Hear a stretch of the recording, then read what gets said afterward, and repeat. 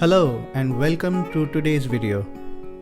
Recently, someone asked me how I create believable characters in fiction writing. Novels, that is.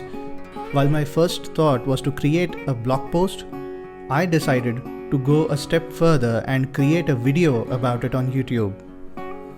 It is questions like these that I cannot write about in brief, for there is neither a one-line answer to them, nor there is any right or wrong answer. So, through this video, I will share with you my top 5 tips on creating believable characters. Let us dive in.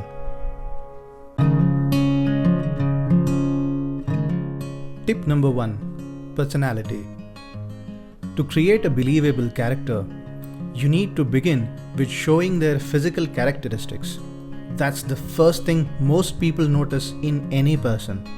Even while describing a situation somewhere else in the story, you can highlight and remind the readers about the physical attributes such as height, weight, or even the color of the eyes. You don't have to cover all the physical characteristics in the beginning of the story, unless of course the story demands for that.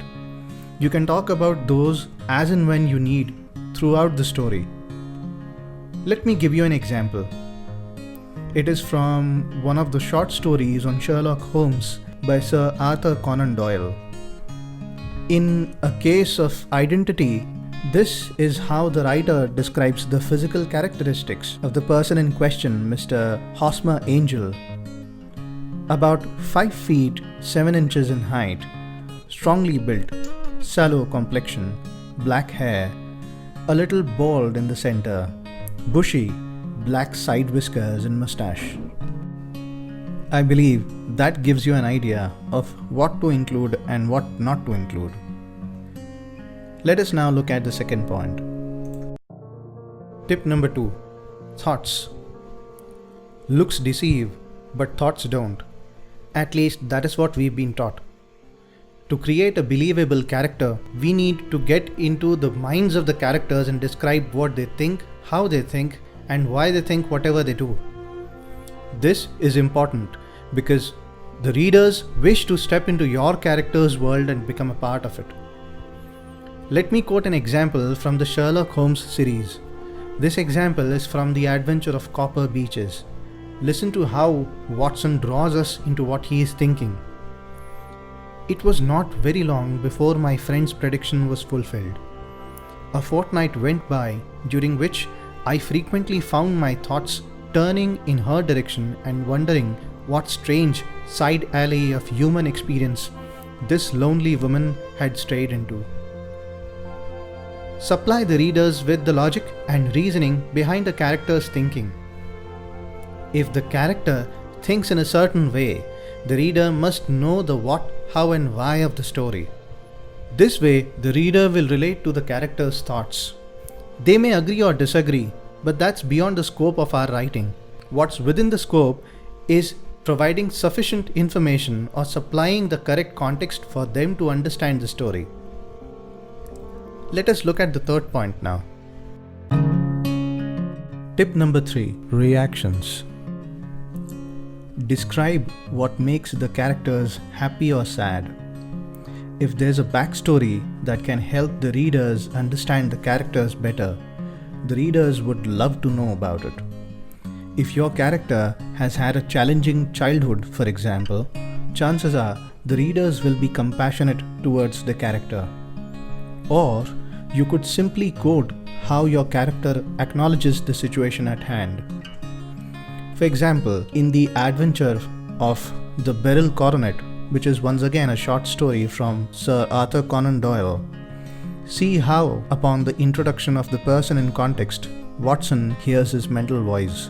"My name," answered our visitor, "is probably familiar to your ears. I am Alexander Holder, of the banking firm of Holder and Stevenson of Threadneedle Street." The name was indeed well known to us as belonging to the senior partner in the second largest private banking concern in the city of London. What could have happened then to bring one of the foremost citizens of London to this most pitiable pass? We waited all curiosity until with another effort he braced himself to tell his story. Bring references from one backstory into another to link the two stories together.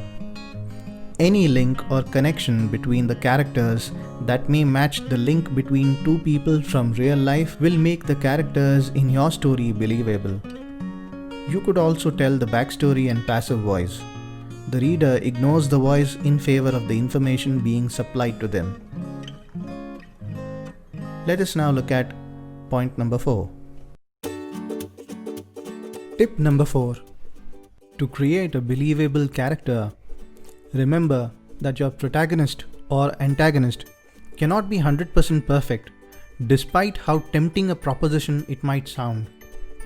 We are all full of flaws and imperfections, and it is only second nature to us to acknowledge those mistakes and shortcomings.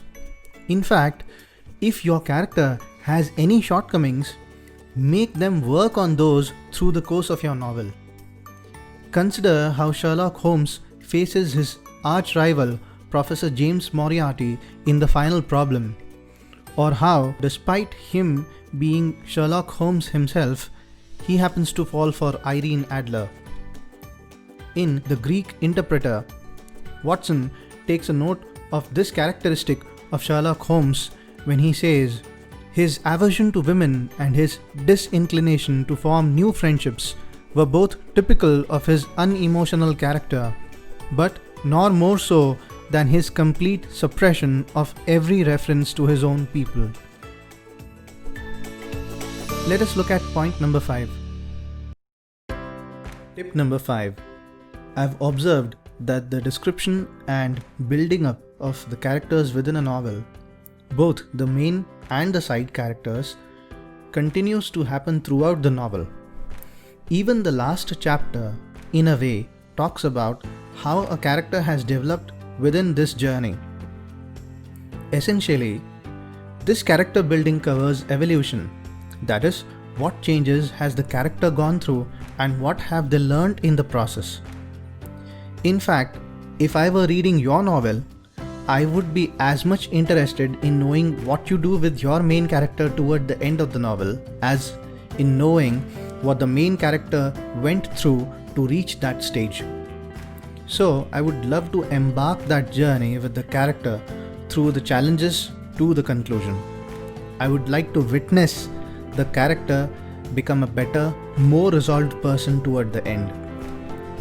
And while I agree that for the most part you will continue to build a story keeping the main character in mind, I would point out that it is the side characters that make the main characters even more prominent in the story. Here's one thing I have learned and observed. The protagonist's best friend is the strongest weak link in the story. So, develop the side characters as much as you develop the main character. Give the side characters a personality and story of their own. Let the story of the main character remain in focus, but don't forget to show how the small episodes in the stories of all side characters contribute to the main story of your novel. Also, know that it is the episodes of interactions between the main and the side characters that become the source for dialogues within your novel, unless your main characters are only thinking and talking to themselves, which would be rather unreal and weird. In the novels that I have read, I've found that whenever the main characters have lost everything, it is the side characters through whom they find their mojo back. So, side characters do not always play the not so important roles. They are the ones who hold the story together from start to finish. And as much as I like quoting from the Sherlock Holmes series, Sir Arthur Conan Doyle has done little to elaborate the role of Dr. Watson. Especially in the short stories where we see the description of the deduction skills of Sherlock Holmes. Towards the end of every episode, we see that the doctor only continues to state something that's rather obvious. So, with this, we've covered all the 5 tips. And now it is time for the summary.